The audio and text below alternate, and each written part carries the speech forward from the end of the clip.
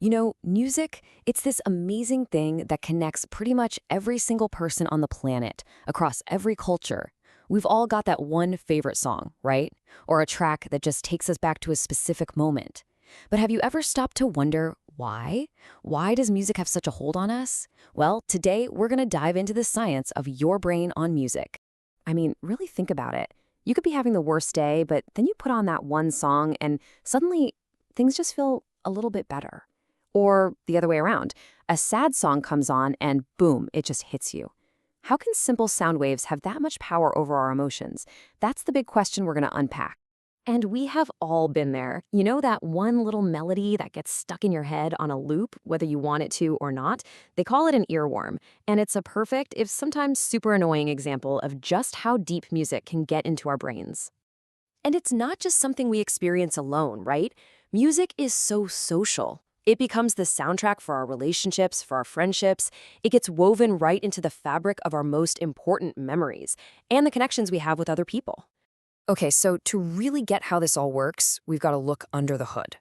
We need to see what's actually going on inside our brains when sound hits our ears and somehow, almost magically, turns into feelings and memories and that urge to just move.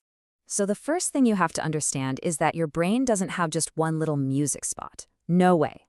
When you listen to a song, it's like a full-on light show in your head. It activates the parts that process sound, of course, but also your emotion centers, your memory banks, and even the motor system that controls your body. It's a true full brain work. So let's break it down to the most basic piece of the puzzle. Rhythm. It's the pulse, right? That pattern of sound and silence that really forms the skeleton of any piece of music. It's usually the very first thing we react to. Now, this is where it gets really cool. The rhythm is processed by your motor cortex and your cerebellum, the exact same parts of your brain that handle physical movement and coordination.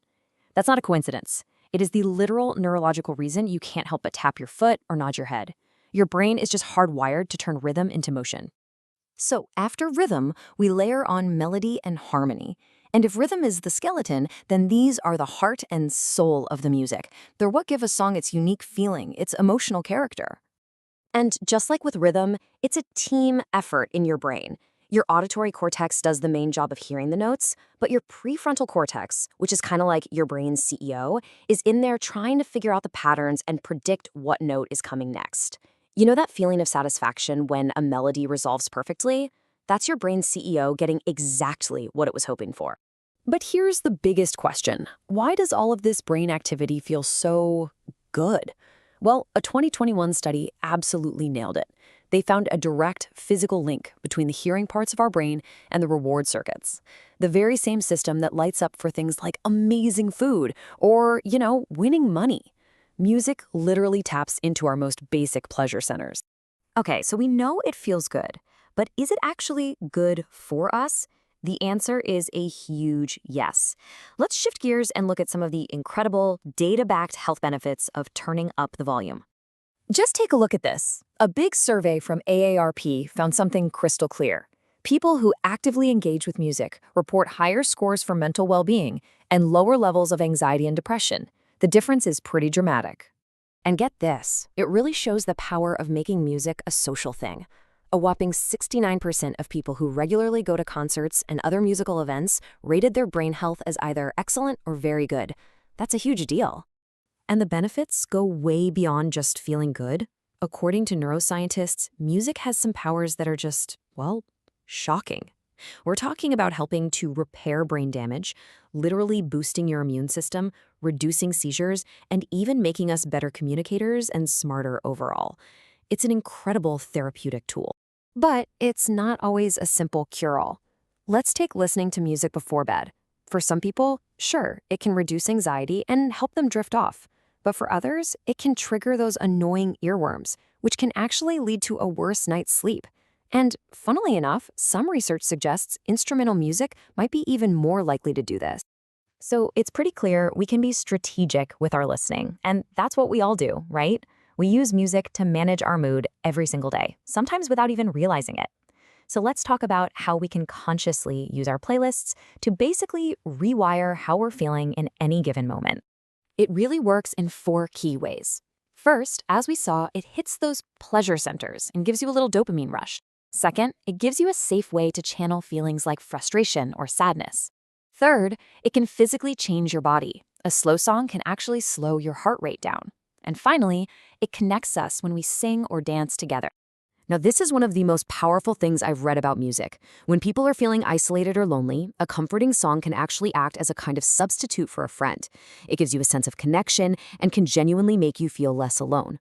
What an incredible tool for mental health. And what about nostalgia? You know that feeling when a song just yanks you back in time? Well, here's the secret. The music itself doesn't actually contain nostalgia. It's just the key. The emotion, the memory, it's already in your brain. The song is just what unlocks the door. Okay, so if music can unlock our past and be a friend when we're lonely, it makes sense that it might also say something about who we are right now. For this last part, let's have a little fun. Can your favorite songs actually reveal things about your personality? Well, according to a whole lot of research, the answer is, yeah, kinda. Researchers have kind of boiled down musical tastes into 4 big super genres. Let's run through them, and you can see where you might fit. First up is reflective and complex. Think blues, jazz, classical. Fans of this tend to be open to new experiences and pretty intelligent. Then there's intense and rebellious. That's your rock, metal, and alt fans. They share those traits but are often more athletic. Third, we have upbeat and conventional, pop, country, soundtracks. These listeners are often more extroverted and agreeable.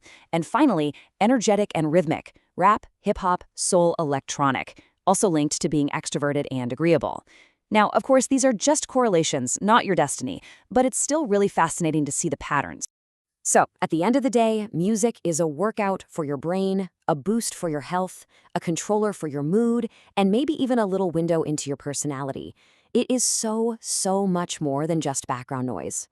So that leaves just one final thought. Knowing everything music does for you and everything it might say about you, what are you going to listen to next?